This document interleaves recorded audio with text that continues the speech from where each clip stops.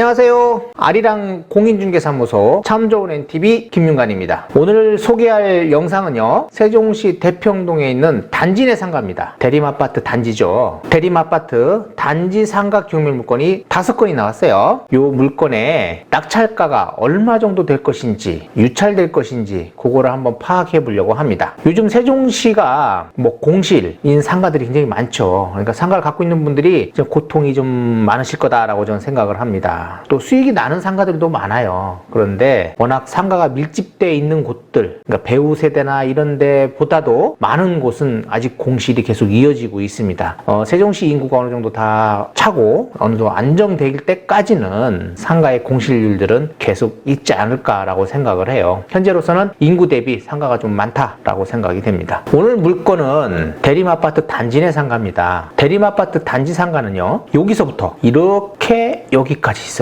굉장히 많죠. 여기가 큰 라인입니다. BRT 라인인데 이 BRT 라인은 큰 길이잖아요. 말하자면 이 길로 여기 있는 아파트라든지 이런 분들이 넘어와야 되는데 여기 있는 분들이 이리 넘어오지를 않아요. 여기가 또 상가가 있잖아요. 일반적인 상가. 그리고 보람동 상가가 여기에 있습니다. 그러다 보니까 여기와 여기로 분산되거든요. 근데 주로 현재는 이쪽 보람동 상권으로 분산이 되고 있어요. 단지 내 상가는 말 그대로 단지 내 상가인데 업종이 들어오기에는 너무 많은 상가들이에요.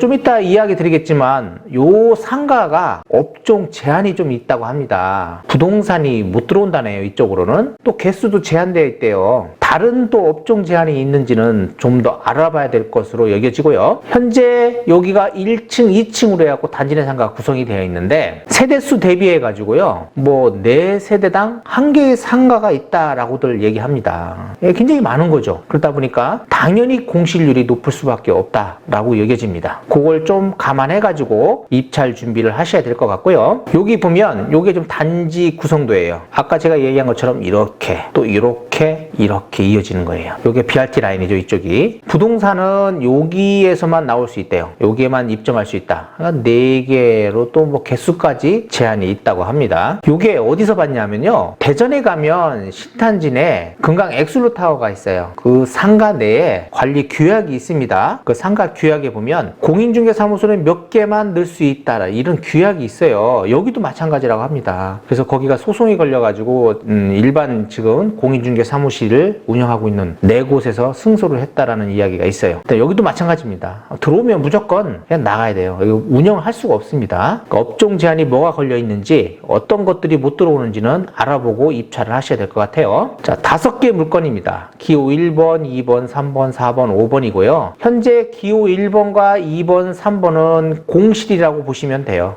간판도 걸려 있고 영업을 하다가 지금은 안 한다, 폐업 상태다라고 생각하시면 될 것 같고, 기호 4번하고 5번은 이제 붙어 있잖아요. 이렇게 2개가요. 그리고 지금 마트가 운영 중입니다. 월 100만 원씩 한 칸당. 그래서 200만 원 정도의 월 차임이 현재 나오고 있을 것으로 예상되고 있는 곳이에요. 나머지는 현재 수익이 전혀 없다라고 보입니다.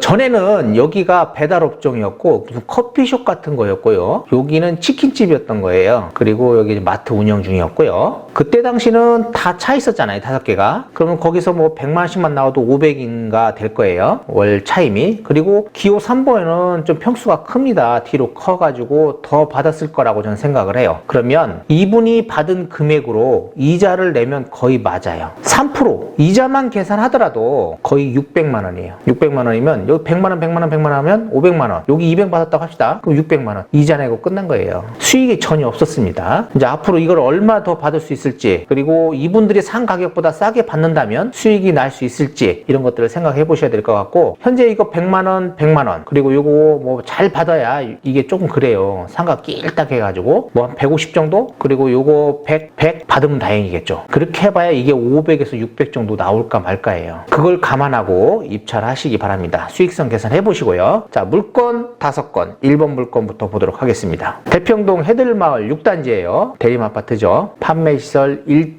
2동 뭐 이런 식으로 되어 있는데 일단은 여기 코너 자리 면적이 전용 10평이에요. 단지 내 상가는요 전용률이 높아요. 거의 90% 이상입니다. 96% 막 95%, 92% 이래요. 여기도 그렇게 될 거라고 보이고요. 감정 가격이 4억 2,900. 이게 감정가라고 돼 있는데 분양 가격으로 생각하시면 돼요. 분양 받을 때 이 가격에 받으셨다라고 생각하면 됩니다. 한 번 유찰됐어요. 지금 전부 5개 물건이 한 번씩 유찰됐습니다. 최저가가 지금 3억 30만 원, 입찰 보증금 10%고요. 임의 경매 사건, 은행에서 경매 신청을 했습니다. 여기는 공실. 제가 아까 이야기한 바로 여기입니다. 여기 공실. 요거 1호, 2호 다 공실이에요. 요것도 현재는 그냥 폐업 상태라고 보면 돼요. 휴업이라고도 하면 되겠죠. 뭐 폐업이나 휴업이나 일단은 운영 안 하고 있습니다. 대지권은 미등인데 감정가격 포함됐고요. 대지권은 크게 문제될 게 없어요. 공실 상태고요. 현재 뭐 A동 몇 호 이렇게 되는데 내부 수리 중이라고 폐문 상태라고 되어 있습니다. 전입 세대는 없다라고 되어 있습니다. 자, 등기부를 보겠습니다. 소유권, 요게 금액이잖아요. 뭐 부가세 뺀 금액이겠죠? 4억 3천. 요게 분양가. 그러면 감정가 4억 2,900. 요거 분양가 여기 부가세 빼고 뭐 어쩌고 했겠죠. 그래서 요 정도 금액을 이야기했을 겁니다. 4억 3천이 거래가액이고요. 이게 말소 기준 권리잖아요. 3억 4,800만 원 채권 금액이 거의 70% 정도 채권액을 설정했다. 대출해줬다 이거예요. 대출해주고 채권 금액을 그 이상으로 잡았을 겁니다. 임의 경매인데 청구 금액이 보니까 24억 6,600. 뭐 거의 25억 잡으셔야 돼요. 연 3% 이자 한다고 하면 월 600만 원 정도의 이자를 납부를 해야 된다. 근데 현재 그것이 안 될 것 같아요. 전혀 불가능하다. 이거는 공실이 많아서요. 안 된다고 봅니다. 그래서 이 물건 1번 물건이나 2번 물건 같은 데는요 유찰될 확률이 높아요. 현재보다. 지금 이거보다도 유찰될 확률이 높다. 그리고 지금 2회차에 낙찰되면요 이분들이 변제하라 하는 금액에 거의 못 미쳐요. 그보다도 모질란다는 거예요. 이번에 이거보다도 높게 낙찰이 돼야 돼요. 여기서 좀씩. 그래야만 은행권을 다 변제받을 수 있어요. 그러나 이분들은 여기서 유찰이 된다면 은행권도 다 못 갚는다. 그리고 후순위 근저당이 또 있어요. 이건 아예 변제가 안 돼요. 거의 불가능합니다. 두 번째 물건도 마찬가지입니다. 그 옆에 후실이거든요. 요건 8억대예요. 면적이 좀 큽니다. 20평 가까이 되네요. 이게 평당 전용 면적으로 한 2천만 원 정도 생각하시면 좋을 것 같아요. 그러면 20평 잡고 4억이죠. 그러면 한 번 더 유찰돼야 돼요. 일본 물건도 마찬가지입니다. 평당 2천만 원이면 요게 10평이니까 2천만 원대가 돼야 되겠죠. 2천만 원 초반대. 다음에 유찰돼서 거의 최저가에서 조금 더 위. 그 정도 생각을 하셔야 될 것 같아요. 자, 두 번째 물건도 보면 1층 중에 1층이고 판매시설로 되어 있고 공실 상태고요. 전입세대 없고 이게 현재 공실입니다. 다른 큰 문제가 없고 똑같아요. 거래가액이 8억대네요. 보니까 6억 4,800 돼 있고 여기 지금 청구 금액이 24억 이상 돼 있고 이분 여기서 더 유찰된다고 하면 이거 변제 어렵다. 대지권은 크게 문제 없다라고 생각하시면 될 것 같고요. 자, 3번 물건 보겠습니다. 3번 물건은요. 여기가 출입구가 있어요. 차량이 이리 들락거리고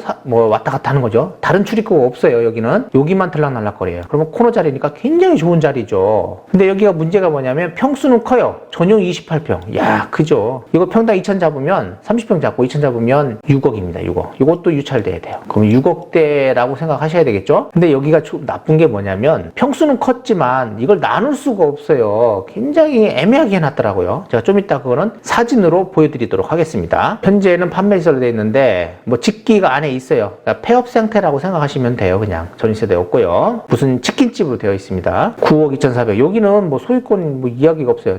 이거는 회사에서 뭐 싸게 받아왔던지 뭔가 있었겠죠. 여기 뭐 거래가액이 없네요. 근저당 또 밑에도 있고요. 임의경매 이렇게 돼 있어요. 자기 자본 없이 전부 산 것 같아요. 이게 대출이 막 계속 이게 2건이나 잡혀 있잖아요. 이런 식으로 같은 날짜에. 그러니까 돈 없이 이 상가를 전부 사들였다 생각하면 될 것 같아요. 이것도 유찰될 확률이 굉장히 높습니다. 4번 물건입니다. 자, 판매시설이고 요건 13평씩. 4번, 5번 물건은 똑같아요. 13평씩이에요. 5억 2,200만 원. 5번 물건 볼까요? 5억 2,200만 원. 똑같습니다. 4번 물건, 5번 물건은 똑같아요. 마트로 사용 중이고요. 한 번씩 유찰됐어요. 자, 이거는 4번 물건과 5번 물건은 어쩌면 이번에 낙찰될 수도 있겠다라는 생각이 들어요. 평당 2천 잡으면 2억 6천이거든요. 한 1억 정도 더 떨어져야 맞겠지만은 일단은 월세가 나와요. 볼게요. 여기 보면 2천에 100. 그리고 마트가요. 이거 2칸만 쓰고 있는 게 아니에요. 뭐 한 4칸인가 5칸을 쓰고 있더라고요. 그러면 이게 가운데 껴있기 때문에 이분들은 여기 그냥 계약하셔야 돼. 그래서 월세가 뭐 크게 인상을 하지 않는다고 하면 제가 볼 때는 마트에서 그래서 재계약할 확률이 높다라고 보입니다. 근데 3억 정도면 월 100만 원씩 계속 받는다면 괜찮겠죠. 요거 조금 한 번 더 유찰되면 더 좋을 것 같긴 한데 어떤 분들은 분명히 들어갈 확률이 높아요. 왜? 마트가 운영 중이니까. 그리고 마트가 나갈 수가 없어요. 단 문제는 상가가 이제 몇 개 호실이 지금 돼 있는 거잖아요. 따지면 이렇게. 그러니까 요 분들이 만약에 안 한다고 하면 문제가 되겠지만 한다고 했을 경우에도 마찬가지예요. 여기에 지금 칸막이가 되어 있어야 되는데 구분상가니까요. 그런데 이 칸막이가 좀 튀어 있단 말이죠. 대출 안 됩니다. 그러니까 내 돈을 순수하게 이 돈을 다 내야 돼요. 그래서 제가 볼 때는 그것 때문에 어쩌면 유찰될 수도 있겠다라는 생각은 들어요. 그래도 최저가의 수익을 보고 들어오는 분들도 있지 않겠냐. 더 받을 생각하고 제가 볼 때 마트가 딱히 어디로 갈 만한 데가 현재로는 별로 없어요. 아니면 저쪽 BRT 라인으로 가야 되거든요.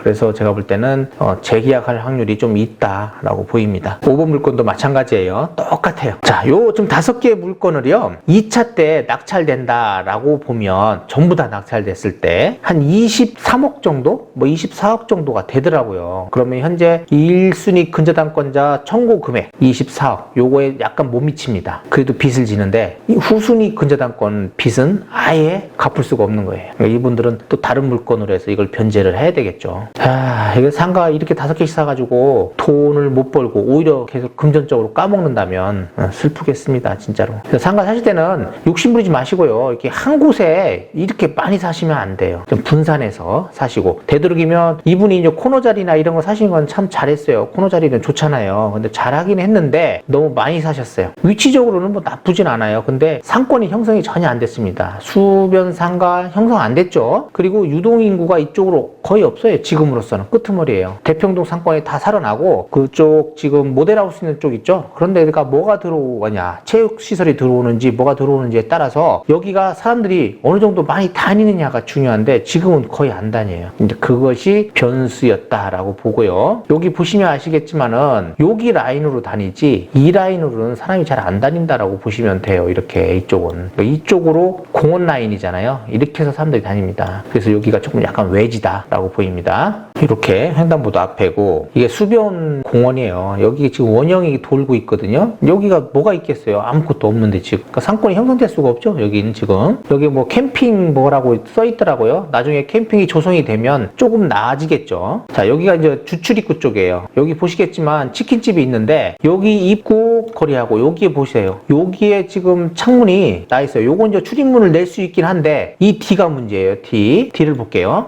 요거는 지금 여기 마트 운영하고 있는 거 모습이고요. 단지 내 상가 앞쪽입니다. 앞쪽에 지금 일반 상가 지역이고 여기 앞에 지금 이렇게 보겠습니다. 여기 D예요. 이 D자인데 이렇게 이거 막아놨잖아요. 이게 유리로 되어 있었으면 이 상가를 터가지고 이게 반을 터서 이쪽을 운영하고 또 이쪽 운영할 수 있는 그런 메리트가 있어요. 슈퍼라도 쓸 수 있는 뭐 그런 자리였을 거예요. 이게 막혀 있는 거잖아요. 타일이 완전히 벽으로 못 씁니다. 이거 여기 출입구 낸다 하더라도 문이 너무 좁아요. 이게 탁 터야 되는데 이것이 최악입니다. 그리고 길고 면적만 넓다. 옆에 보세요. 이거 여기 출입구는 낼 수 있겠죠. 이렇게 출입문 요것도 출입문 낼 수 있겠고 근데 D를 이렇게 하고 출입문 내는데 이게 유리로 돼 있어야 되는 거예요. 이렇게 돼 있으니까 이걸 못 쓰는 거예요. 이걸 이렇게 잘라서 이렇게 내면 세를 놓으면 되겠지만 이게 얼마 받겠어요. 이거 거의 안 나간다고 봐야죠. 이런 거 감안하셔가지고 좀 저렴하게 받으셔야 될 것 같고요. 여기는 이제 아까 그 수변상가 있는 쪽에 이렇게 길게 되어 있어요.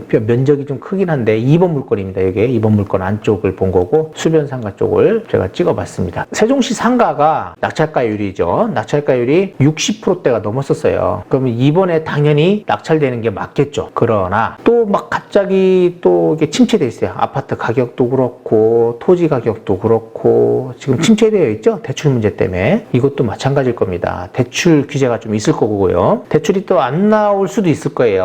어떤 것들은 그런 것들 따진다면 한 번씩 유찰될 것으로 여겨지기도 합니다. 임대에 맞춰진 마트 같은 거는 이번에 한번 노려볼 수도 있는 거고요. 현재 공실인 이런 상가들은 그리고 코너 자리 이런 이런 상가들은 한번 유찰될 가능성이 굉장히 높다라고 보입니다. 코너자리 상가는 생각을 잘 하셔야 돼요. 가격이 좀 너무 비싸다, 8억이면. 그래서 무조건 유찰될 확률이 높다. 이 면적만 보고 들어가면 안 되고요. 그리고 업종 제한이 있다는 거 꼭 생각하셔야 됩니다. 이쪽 라인으로 지금 나와 있는 물건으로는 공인중개사무실 아예 못 들어간다고 해요. 다른 업종이 또 제한이 있을 수도 있고요. 상가에서 중요한 건 뭐예요? 입찰하실 때 관리비, 미납 부분. 근데 단지내 상가라 그렇게 크게 관리비에 대해서 뭐 걱정을 안 하셔도 될 것 같기는 합니다. 이렇게 단지내 상가에 보면 관리를 하는 분들이 따로 있어요. 거기다가 일단 문의를 한번 해보시는 게 좋습니다. 그리고 업종 제한 꼭 물어보시고 대출 꼭 물어보시고요. 그리고 수익 얼마 정도 세가 나가는지 이런 것들을 꼭 한번 보시는 게 좋겠어요. 이렇게 해서 세종시 대평동이죠. 해들마을 6단지 단지내 상가 5건입니다. 경매 5건에 대해서 알아봤고요. 수익이 있는 상가들 있죠. 그러니까 임대 맞춰진 상가에서 수익이 좀 나는 상가들, 그런 것들을 원하시는 분들이 있다면 문의 전화 주세요. 단지내 상가 중에서 지금 6, 7억대 해가지고 월 한 200 정도 이상 나오는 상가들도 있거든요. 그러니까 전화 주시면 친절히 답해드리겠습니다. 구독, 좋아요, 알림 설정 부탁드리고 다음에 뵙도록 하겠습니다. 감사합니다.